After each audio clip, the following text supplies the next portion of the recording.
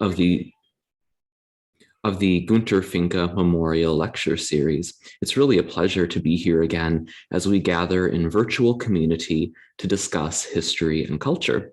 My name is Alex Ames, and I serve on the Library Committee at the German Society alongside Bettina Hess and Jana Keck.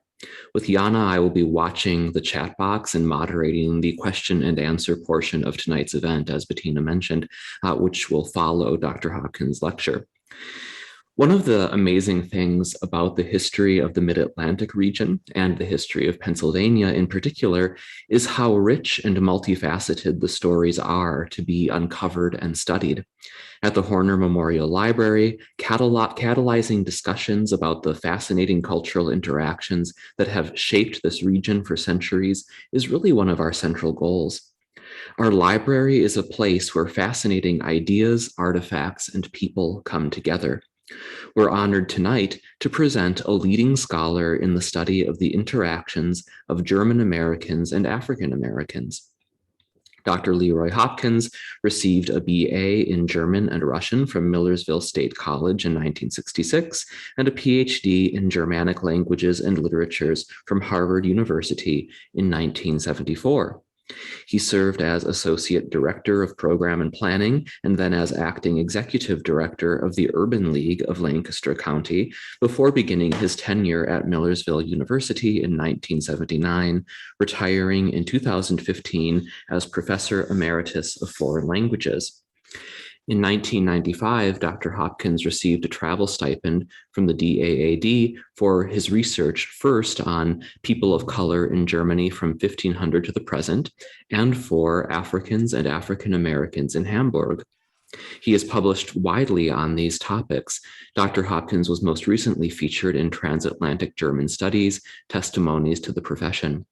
Professor Frank Trommler of the German Society of Pennsylvania engaged Dr. Hopkins to edit and contribute to the volume Who is a German? Historical and Modern Perspectives on Africans in Germany, published by the American Institute for Contemporary German Studies of the Johns Hopkins University in 1999. And I know that Jana is going to share a link to that publication, which is available for free online. So you can check that out after tonight's talk. I also want to mention that at the German Society of Pennsylvania Library, we have some of Dr. Hopkins's earlier publication titled Uneasy Neighbors, Germans and Blacks in 19th Century Lancaster County, which is an essay in a book called States of Progress, Germans and Blacks in America Over 300 Years, edited by Randall Miller. And these are available for sale at the German Society Library for $10 per copy. So if you are inspired to learn more after tonight's talk, I would invite you to purchase this book and do more reading. I want to share with you as a way of introduction the first couple sentences of Dr. Hopkins' essay in this book. Quote, Germans and Lancaster County are almost synonymous, so much so that the association, both historically and culturally, of Pennsylvania Dutch or Pennsylvania German with Lancaster County obscures the ethnic diversity that has shaped the area's development. Blacks especially have remained invisible in popular perceptions of Lancaster County, end quote. And we are so honored at the German Society of Pennsylvania Library this evening to do our part to illuminate this really fascinating and important historical topic with Dr. Hopkins. So with that, I will turn the floor over to you for your presentation. Thanks so much for being with us this evening. Thank you for your kind introduction. In charting the relationship of Germans and Africans in the general area of Lancaster County and southeastern Pennsylvania, an early document is the Germantown Protest of 1688, which some sources such as Wikipedia term the Germantown Quaker Petition against slavery. This is an interesting perspective since the signatories were Mennonites protesting against Quaker involvement in the slave trade. That aspect has perhaps been deliberately obscured in an attempt to create a false tradition for later Quaker anti-slavery activities. At the time of its submission, the protest had no impact because it was tabled as being too weighty an issue. It was not until the 1840s that the original document was rediscovered and presented as a proof of anti-slavery activities or activities and attitudes which Quakers had only espoused after 1765. A close reading of the document reveals that self-interest rather than benevolence was the chief motivation for the protest. Daniel Pastorius and his friends voiced their protest against the introduction of enslaved labor in the young colony because it would create a situation that obtained at that time in Europe and would, most importantly, dissuade new colonists from coming to settle. A somewhat diluted hint of benevolence appears in the statement about Africans, and I quote, "Though they be black, yet they be men." The Germantowners recognized the inhumanity of slavery, but economic concerns seem much more important. It's rhetorical to ask how would free labor suffer from the infusion of enslaved labor. It is the same constellation created in later centuries when white laborers went on strike and then violently attacked the black workers whom ministry bosses brought in to be scabs or lower paid workers who replaced the strikers. The creation of the Germantown Cemetery, less than a generation after the protest, provides a more concrete example of German-African relations. A separate section of the cemetery was set aside for Blacks. While to our 21st century perspective, this seems an act of deliberate racism, it must be seen in the context of the 18th century. In Europe, intellectuals were beginning to reflect on the origins of the various peoples whom they encountered since the age of exploration began with Portuguese explorers rounding the continent of Africa in the 15th century.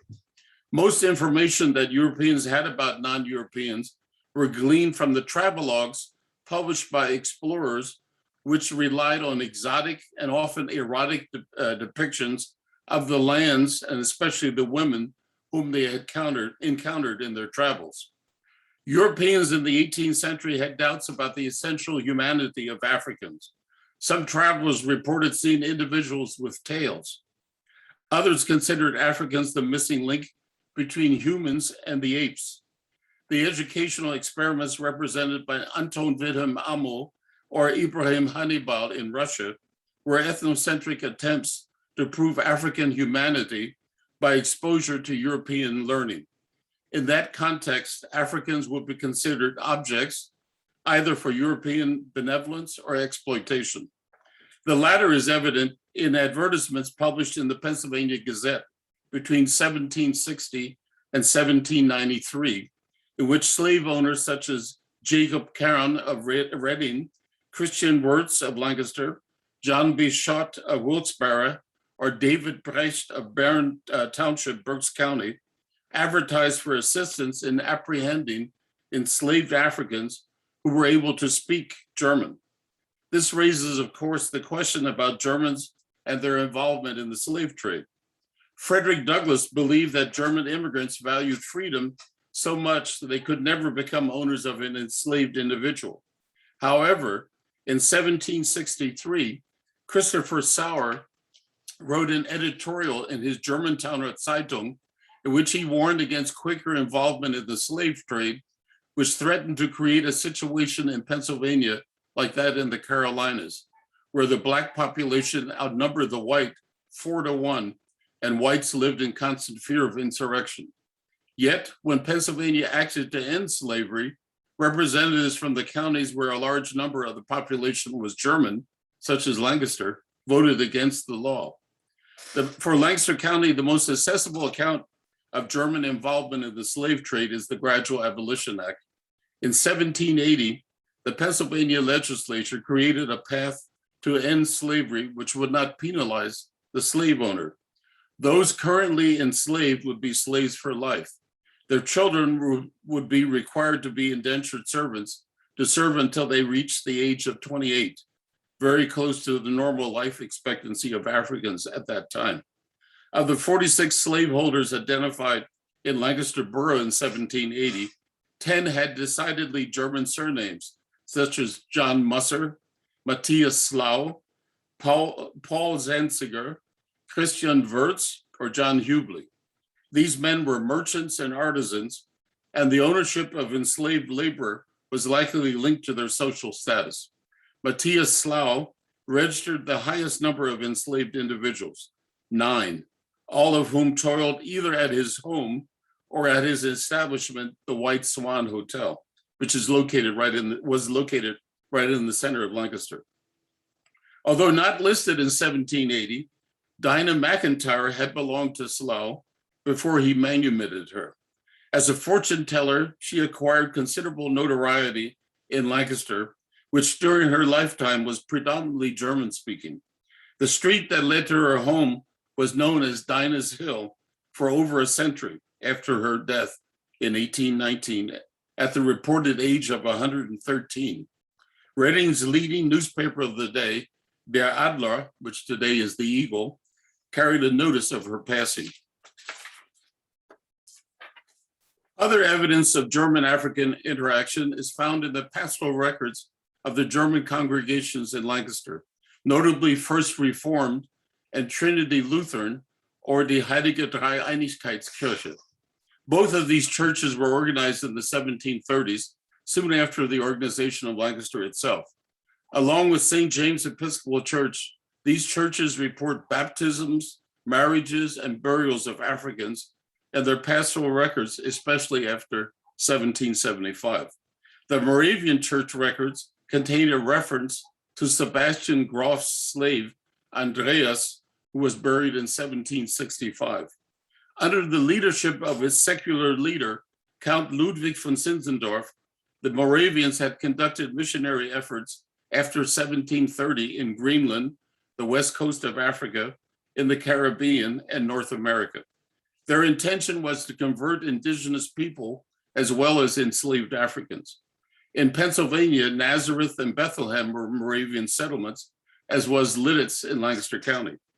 Bethlehem's Moravian settlement has a women's cemetery in which women of color from around the world are interred.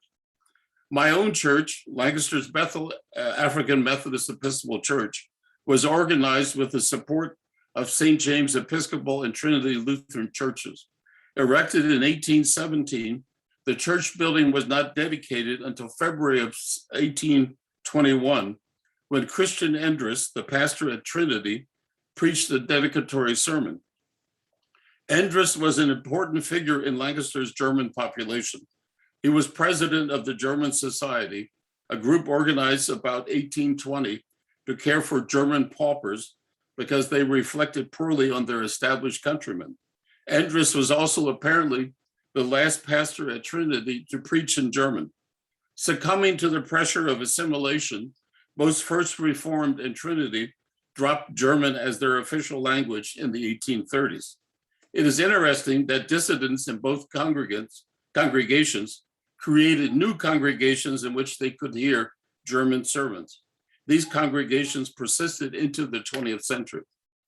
The relationship of Germans and Africans in Lancaster County has not always been harmonious.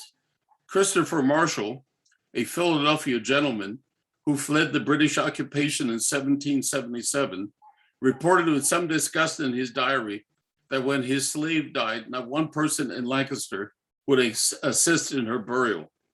Also in 1834 and 1835, in Columbia Borough, a prosperous settlement on the eastern bank of the Susquehanna that boasted a large German population in the early 19th century, race riots directed against the Black residents erupted. A special target of the mob's wrath was Stephen Smith, a former indentured servant who purchased his freedom, bought the freedom of his wife-to-be, and became a successful entrepreneur specializing in lumber and real estate. The day after the initial riot in 1834, a meeting of working men set out to accomplish several goals, and they were conduct a census of Black property owners with the intention of having them sell their properties, convince white businesses to stop hiring Blacks for jobs which whites could do, and thirdly, stop the Black population from harboring transients. Now, this reference to transients is a hint about the Underground Railroad. All of these goals were not achieved because the group lacked the funds to implement number one, and also because the leading family of the community, the Wrights, John Wright was the person, he was a high official. He was in the state Supreme Court. He's the one who named the county Lancaster because he was from Lancashire, England. Well, his grandson is William Wright, and William Wright said, placed an announcement in the newspaper that anyone who attacked Stephen Smith attacked him because they were business partners. The Columbia race riots were just two of the almost annual attacks of ethnic populations of Black residents in the 1830s, 1840s, and 1850s. Economics was the common denominator in those struggles, but an underlying resentment awaited every and any opportunity to explode. The next occasion was in 1857 in the so-called Mannheim tragedy. Mannheim Township is a subdivision of Lancaster County that is contiguous to the city of Lancaster. In the 19th century, it was heavily populated by German speakers who used itinerant workers to do farm work. Two German women, Anna Garber and Elizabeth Ream, were assaulted and brutally murdered by Black itinerant workers and occasional thieves, Alexander Anderson and Henry Richards. The brutality of the murders so incensed the German population that they petitioned the government to burn the perpetrators at the stake. That being refused, they asked for a public execution, but such displays have been banned by the state. In his prison cell, Alexander Anderson wrote a confession to show his regret for his life of crime. At the same time, he hoped that the sale of the little booklet would provide some funds for his wife and children. It is noteworthy that Anderson's confession exists both in English and German. Mark Loudon has written about African Americans acquiring proficiency in the German language as a result of their interaction with German groups. Anderson's confession, written in 1858, is an early indication of that proficiency. The story of the Mannheim tragedy did not end well. After being convicted of murder and sentenced to hang, the men were taken to the relatively new county jail, whose high walls were a barrier to the curiosity seekers. But instead, the surrounding trees, roofs, and even a scaffolding set up to erect a building were occupied by curiosity seekers, most of them German. Anderson and Richards had asked the African church, my church, for permission to be buried in its yard, but were refused probably because of the fear of reprisals. Their corpses were transported clandestinely from the jail and interred in the nearby Potter's Field, which is where the poor were buried. That same year, the Black Swan, Elizabeth Greenfield, a celebrated concert singer, appeared in Lancaster. Just 4 years before, she had had a command performance before Queen Victoria in Buckingham Palace. When she, however, appeared at Lancaster's Fulton Hall, billed as the Black Swan, not one person was in the audience. As the newspaper reported, things turned black were very unpopular at that time. Rather than end on this negative note, I want to pick up a reference which Mark Loudon also used in his study of African Americans and Germans. On May 7th, 1873, the German language newspaper America, published in St. Louis, carried an article quoted from a Cincinnati newspaper about an incident that occurred in a German bookstore in Philadelphia in 1852. A Black man entered the bookstore and inquired about a German book. Then, to explain the following situation, the sentence is inserted, and I quote, "Da in Pennsylvania viele Neger Deutsch sprechen," the owner inquired whether his visitor could indeed speak German. His visitor informed him that he was a native-born German and indeed a close countryman of the owner. It seems that he was born in Coburg and belonged to a family of 13 that the Duke of Saxony-Coburg-Gotha had brought back from a trip to Africa. He had been educated at the Duke's court and had since moved to Philadelphia, where he was a confectioner. I want to use this anecdote as a segue to tell something about my mother's family. My mother was born in 1912, the youngest of 13 children. An older sister who was born in 1895 told me that the family was from Düsseldorf.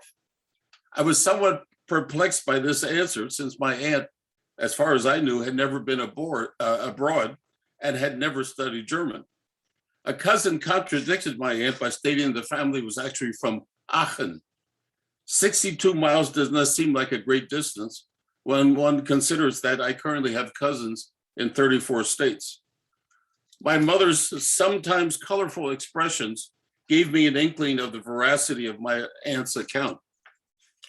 Before I started the study of German in high school, I was confounded by my mother's expressions. For example, a woman's hair bun, she referred to as a dut.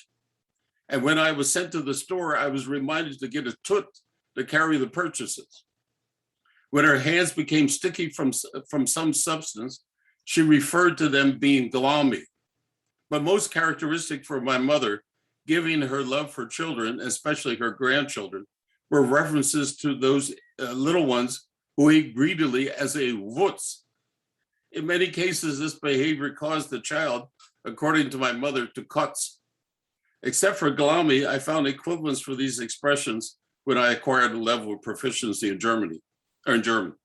The complexity of my family's history was brought to my attention when I received our family Bible. It was published in 1850 and contained the record of births beginning in 1777, but it was in English. Paging through it, however, I discovered that someone had used snippets of newsprint to mark passages. The snippets were from a German language newspaper, suggesting that my ancestor was probably bilingual. For the further research of the family, I depended on oral traditions, Ancestry.com, and newspapers.com. I found that my great-great-grandparents, John and Susan Sechrist Warner, according to my aunt, the original spelling of the name was Werner, V-U-R-N-A-R, resided in Conestoga in 1830, a little village 3 miles southwest of Lancaster, where my mother was born in 1912. Ellis and Evans' History of Lancaster County, published in 1883, includes my ancestors and the founders of the Conestoga AME Church in the 1830s. Using the tax list and the census, I found that the Warners, whose name also appears as Warner, W-A-N-N-E-R, and just an aside, a professor and friend of mine was C. Richard Beam, who was an expert on Pennsylvania German language and culture. And in Pennsylvania German, W-A-R-N-E-R would be pronounced Warner, not Warner.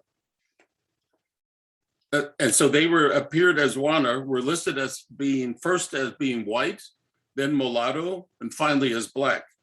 The same was true of my great-grandmother, Elizabeth Warner, who married Jacob Stump, and Stump is spelled S-T-U-M-P-F, so Stumpf. Jacob made baskets, broken oak weave baskets, chairs, and painted frock-tours, all typical Pennsylvania German crafts. His lineage is uncertain, but it's likely that he was a descendant of a Samuel Bauscher Stumpf, who lived in the Commonwealth before the Revolution. Their daughter, Elnora, was my grandmother. Elizabeth Warner's brother, Jacob B. Warner, is an interesting historical personage. In June 1861, he crossed the color line and enlisted in the Union Army, which would not recruit Black men until 1863, when he enrolled in the 25th U.S. Colored Troops. After the war, Jacob became a trustee of the Conestoga AME Church and began a relationship with Harriet Richardson, who was married first to David Molson and then to Daniel Sweeney. She gained fame as a powwow doctor, known as Doctress Harriet Sweeney.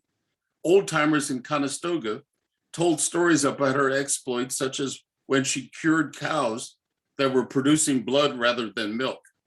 When Harriet moved into Lancaster, Jacob Warner boarded with her. After her death, he then was a roomer with a certain Bathsheba Fisher. When he died in 1908, his obituary identified him as a powwow doctor known throughout southeastern Pennsylvania. A niece of Jacob Warner, Mary Emma Stump, married John Millen, son of Lancaster's Edward Millen. Their son Herbert gained considerable renown as a lawyer and activist. the legal counsel for Pennsylvania's NAACP. He was the longtime president of the Philadelphia chapter of the NAACP, and also served as assistant city manager of Philadelphia during World War II. After the war, he was appointed a judge of the Philadelphia Municipal Court, the first person of his race to hold that post, and only the 13th in the country. Herbert E. Millen served on the board of Mercy Douglas Hospital, the trustee board of his alma mater, Lincoln University, and also as the Grand Master of the Prince Hall Grand Lodge of Pennsylvania. There are at least one lodge in Philadelphia named after him. Despite all of that activity, he always found time to return to his hometown of Strasbourg, where, according to a newspaper's account, he delighted in visiting the farmers' markets and speaking to the vendors in Pennsylvania German, Pennsylvanisch Deutsch, which he had allegedly learned working for area employers. My mother's family is not unique.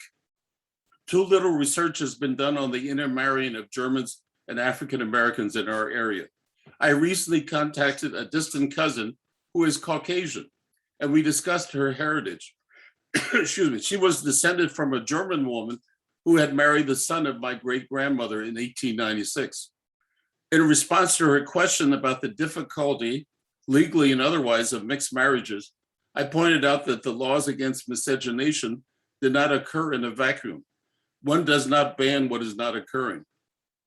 The close proximity of various ethnic groups inevitably results in some overlap.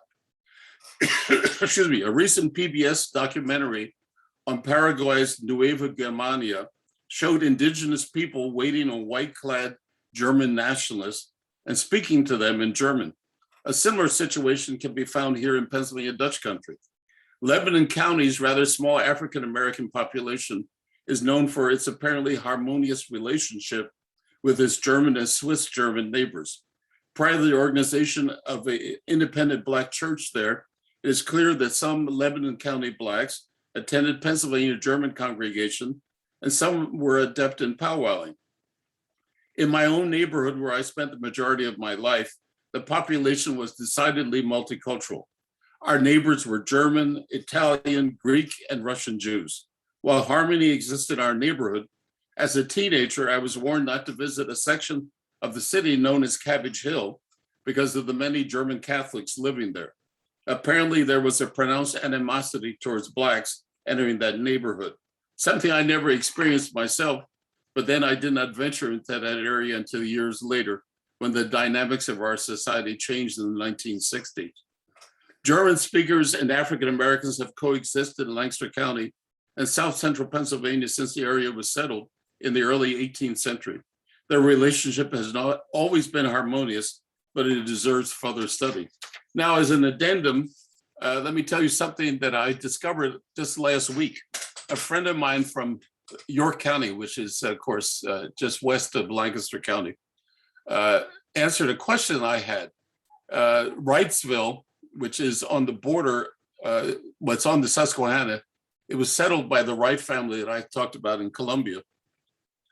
I was involved in an effort to save a house there that was a part of the Underground Railroad. That effort was started by a historical society there. And what amazed me was I saw a map of Wrightsville from the 1840s, and it was called Westphalia.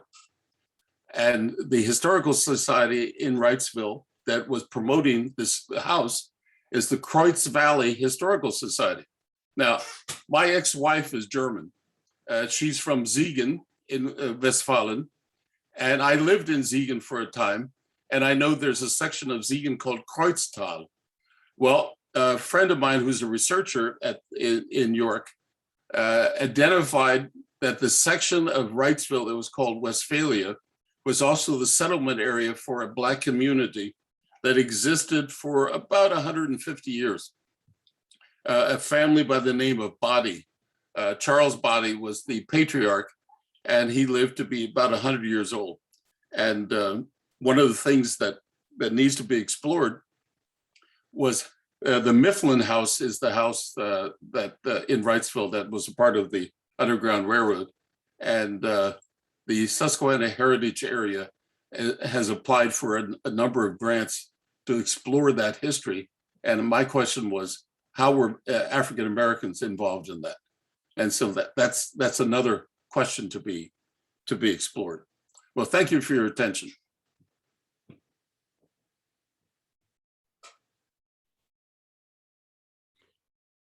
Thank you so much, Dr. Hopkins, for your comments. What a fascinating series of stories you shared with us. And we already do have some questions rolling in. So to audience members, if you do have questions and comments, please enter them in the chat box and we will do our best to squeeze in as many as we possibly can. First, I want to start with a comment coming from one of our attendees named Chuck, who says, Dr. Hopkins, I fear you have launched a new research obsession for me. I can't wait to find out more about African and German Americans in early Lancaster and surroundings. Thank you so much. I think that's exactly what we aim to do here, Chuck, is launch new research obsessions. So glad that you feel inspired by Dr. Hopkins' commentary. I'll share with you the first question that was submitted. This is from David. David asks, and I quote, the Flexner report's impact on the continued genocide of Native as well as African-American pregnant women at the University of Pennsylvania Hospital continues the tradition of industrial medicine rooted in German study of Black bodies. How else does contemporary gynecological study, guided by men like James Marion Sims, set the stage for German voices in the American conversation about truth and reconciliation, end quote. That's an interesting comment or statement. I saw a program recently about health, and I found it interesting that how Africans have been really guinea pigs for medicine. It was on PBS, and they were talking about efforts to extend life, and the fact that 1900 the life expectancy was 45 years. Now we're approaching 100 years, but they talked about smallpox. Cotton Mather was shown by his slave how to inoculate against smallpox in the first third of the 18th century, but nothing happened because the New Englanders didn't want to have anything to do with something that an African had suggested. So it wasn't until Joseph Lister started at the end of the century, and he began experimenting on the son of his gardener. And of course, the question is, what would have happened if the gardener said, no, you can't experiment on my son? Thomas Jefferson also did the experiments when he was president, but he experimented on his slaves. So, I somehow informed consent there doesn't exist. And then, of course, I lived in Germany 1972 to 76.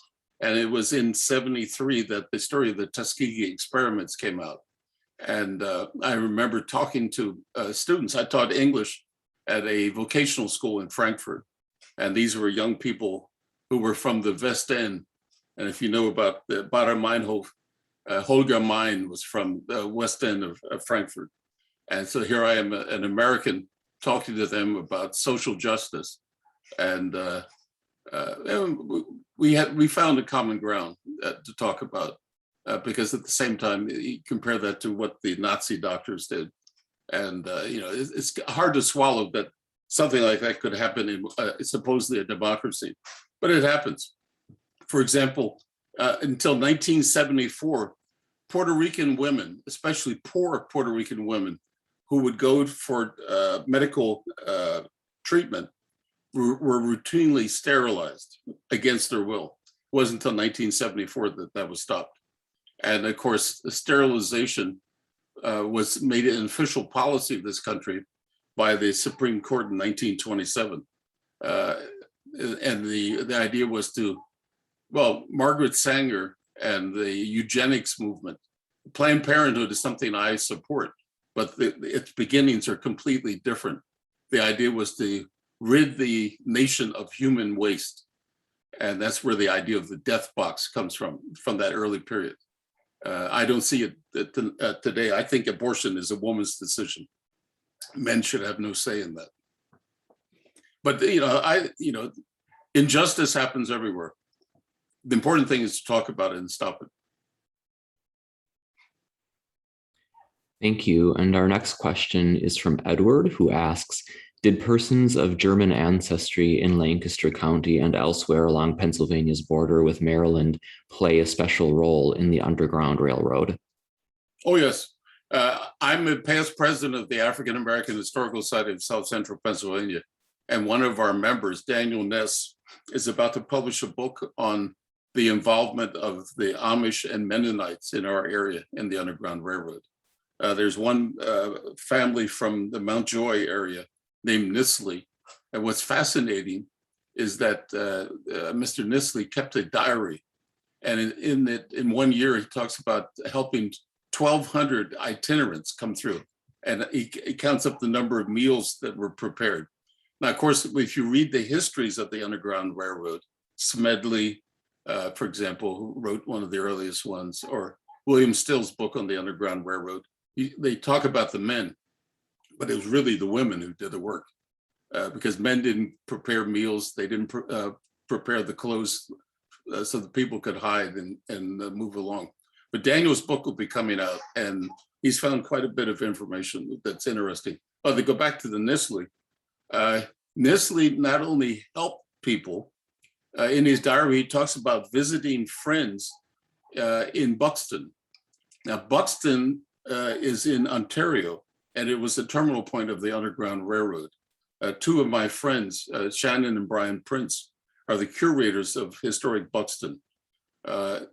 Every Labor Day weekend, I don't think they've had it in the last 2 years because of the pandemic, but there's a festivity called Homecoming, and the descendants of fugitive slaves who ended up there come back, and the professors from the surrounding universities and colleges make presentations.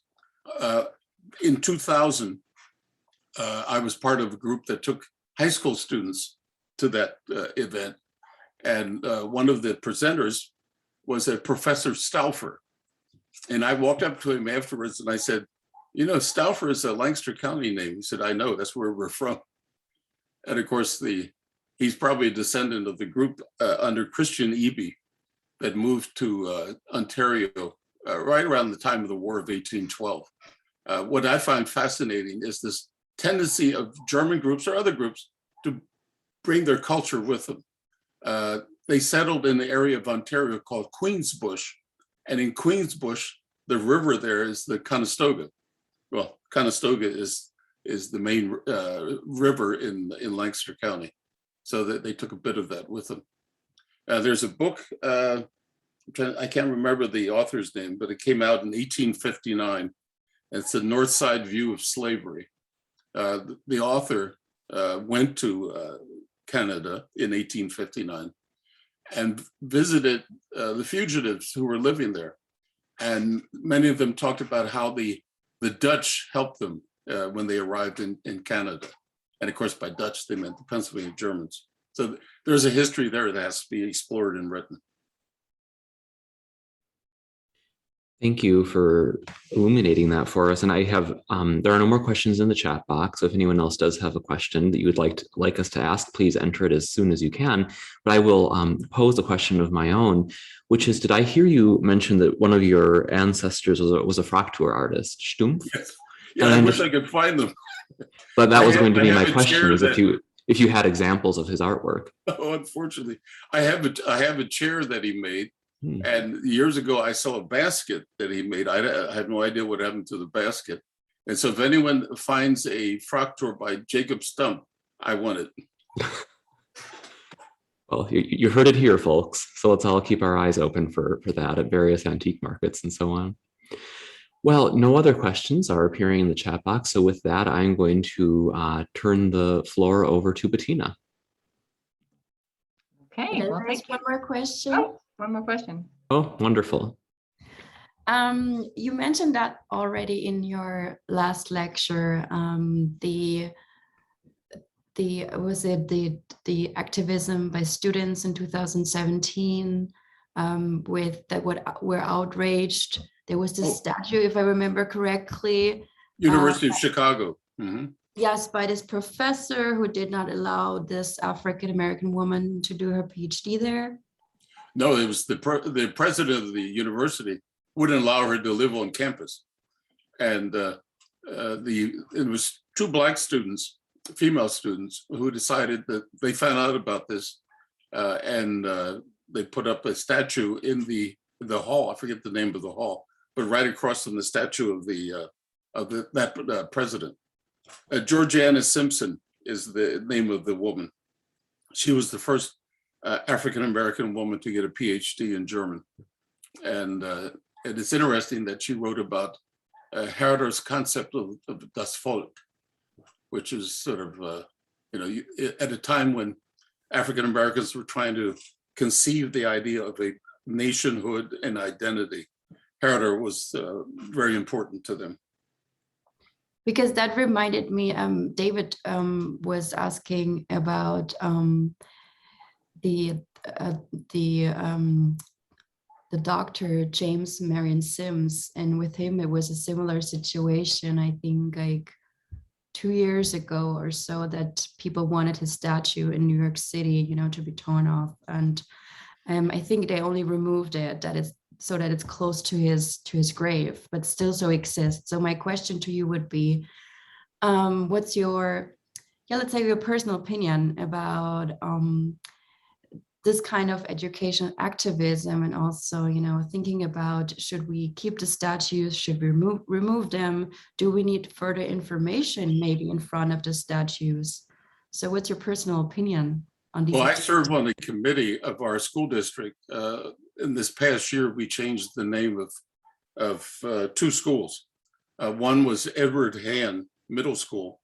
Edward Hand was an adjutant of George Washington, and he was a slave owner. So, his home was called Rockford. It used to be called Rockford Plantation, but they dropped the plantation part. And that board was not adverse to the dropping or changing the name. The other one was Buchanan Elementary School. And of course, James Buchanan was a Lancaster resident and became president, but he was a supporter of slavery.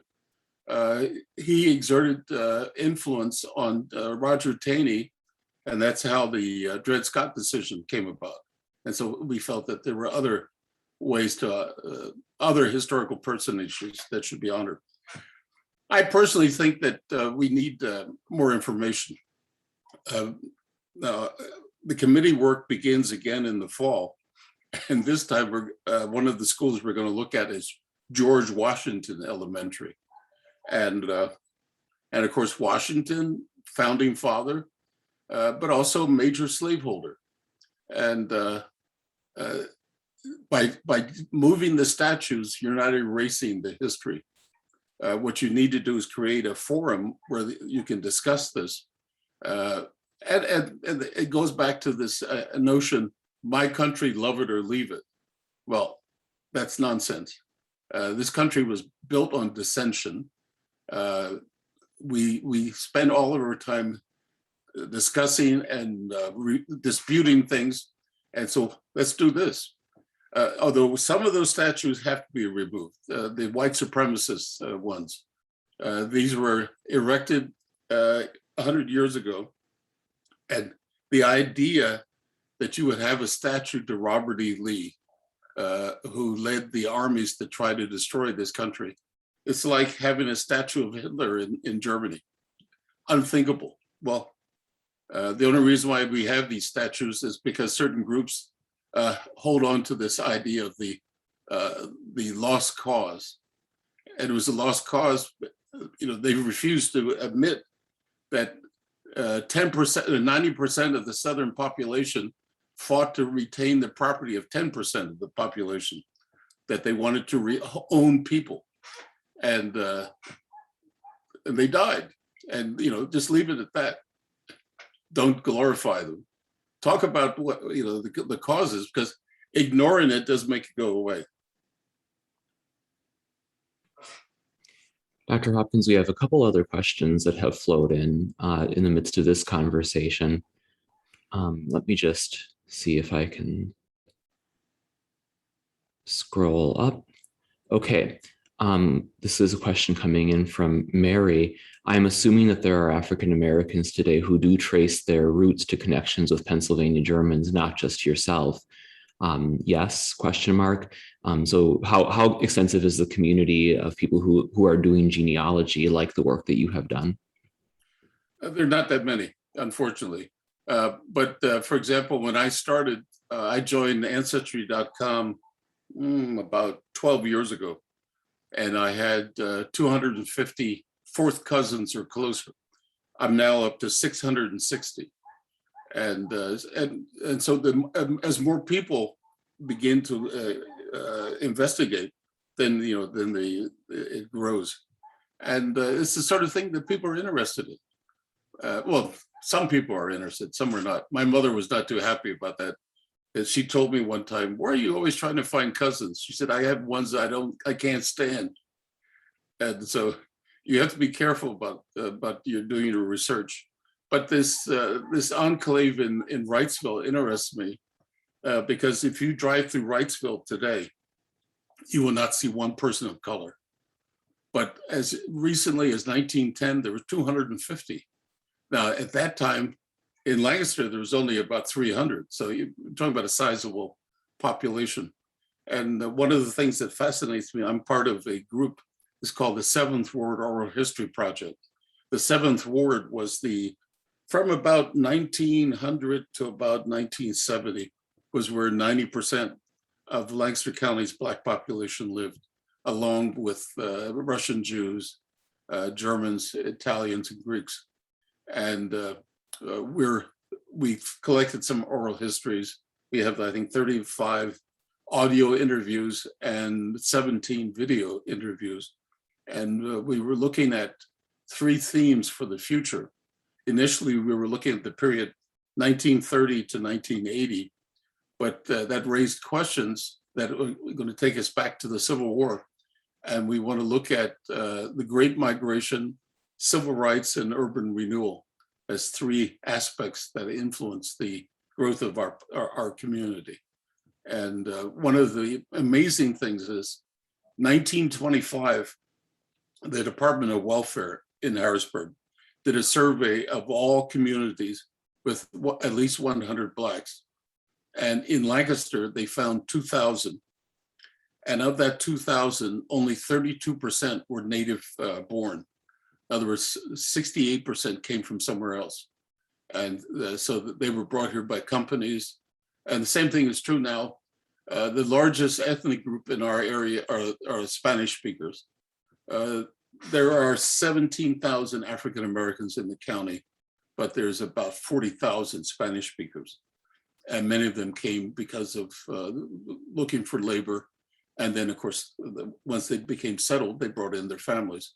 They came from New York. They come from 10 different Spanish-speaking countries. And another group that I'm involved in is called the Elm Street Project, although it has nothing to do with our Elm Street. Every city has an Elm Street. And this is under the auspices of SACA, the Spanish American Civic Association. And what we're trying to do is improve the living conditions in the 7th Ward, talking about having waste receptacles everywhere, parking, but also doing history. We're putting up historical markers. I mentioned in my talk about Edward Millen. What's interesting about him, he died in 1917, and on his death certificate, it describes his parents as being from Germany, but they're Black. So it's like, really? Why not? And, I have, sorry. Go ahead. No, I was just going to say Millen's the one that started the last cemetery for African Americans, Stevens Greenland Cemetery, where my grandparents were buried. I have 2 final questions for you, Dr. Hopkins, and then those will be the final questions of the evening. From Frank Trommler, we have this question: how much could you integrate Black culture into the teaching of German culture? So sort of thinking about pedagogy and classroom instruction. Well, we tried to do that. One of the things that courses that I taught at the end of my career was a humanities course, Multicultural Germany. And I would show the students text. We discussed text by Maya Ayim, who was one of the women who wrote Farbe bekennen. She was the first Afro-German poet, and we looked at films. There's quite a bit. I'm also a member of a group called the Black German Heritage and Research Association, and we have conferences dealing with just that issue. I'm also the treasurer, although we haven't been very active in the last couple of years, of the Georgiana Simpson Society for German Diasporic Studies. And what we're trying to do is encourage students of color to take German. I recently spoke to the community college here about German culture. And I pointed out that if I had to choose between French, German, and Spanish, I would choose German just for the simple reason that Germans have money. French government does not provide any money for students. Spanish government doesn't either. But there's all kinds of opportunities to go to Germany. I myself lived there 10 years, and the interesting hook that you can use is the way that Afro-Germans received African-American culture. You read a poem by Maya Ayim about Martin Luther King, that raises interesting questions. How is this set up?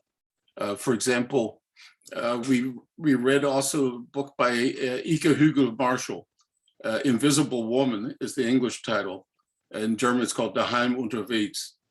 And the subtitle is Growing Up Black in Germany.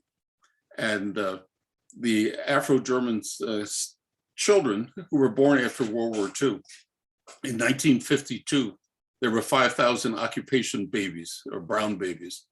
And a woman from Pennsylvania was involved in bringing some of them to the States to be adopted. And I mentioned the Black German Heritage and Research Association. Our president is Afro-German, and she's interested in international adoptions. She's written her dissertation at Rutgers, and she received her doctorate 2019. So there's a lot of opportunities. Just a matter of getting administrations to approve it. Our final question comes from an anonymous attendee. Quote, of the denominational groups in Lancaster County, were there individuals in each who were enslavers, or were individuals of certain denominations more likely to enslave? The Scotch Irish were the principal enslavers. They were Presbyterians. But none of the churches spoke out against slavery for a simple reason that they didn't want to alienate their Southern members. The Methodists were the only group that talked about the humanity, brotherhood of man, and that's why African Americans became Methodists. My church began in Philadelphia, probably around 1787. Richard Allen was the first bishop, and it took from 1787 to 1816 before they could be independent. They moved out of the Methodist Episcopal Church. They wanted their own church, and the leadership of the Methodist Episcopal Church said, fine, but we want the collection. And so they went to court. And so March of 1816, the AME Church was created. Our church was organized in June of 1817, but it wasn't until 1848 that my church was chartered as the African Methodist Episcopal Church in Lancaster. And around a few years after that, it got the name Bethel AME Church. And there's a Bethel church movement. For example, in our county, there's Bethel AME in Marietta, Mount Zion AME in Columbia, and there's at least 3 or 4 other that are no longer in existence. But there's Bethel AME Church in Reading, and of course in Philadelphia is Mother Bethel, which was built by Richard Allen. If anyone is interested in that history, they have a wonderful museum. Margaret Jericho, I think, is the historian there. I know her from our time on the Black History Advisory Committee for the state. And of course, the AME Church spread all over the country. There are AMEs in Canada, in Latin America, in Middle America, in Africa. We have, I believe, 5,000 churches and 1.7 million members worldwide. That concludes our questions. Thank you so much, Dr. Hopkins, for sharing those further insights in addition to your prepared remarks. Bettina? Yes, well, thank you so much, Dr. Hopkins. That was fantastic. And I want to thank everybody who tuned in tonight for joining us. I just wanted to make one quick plug for our Treasure Tour series, which has started up this fall. These are small hands-on group tours in the library of the German Society, and they are limited to 15 people. We have one coming up this Saturday, November 20th at 2 o'clock. The title is Early Pennsylvania from a German Vantage Point, Francis Daniel Pastorius's Poetic Encounters with His New Environment. And it will feature our Pastorius manuscript. And I believe there are a couple of spots still open for that. If anyone is interested, you can go to the German Society's website and register there. Okay, thank you very much for coming tonight, and I hope everyone has a great evening. Good night. Night.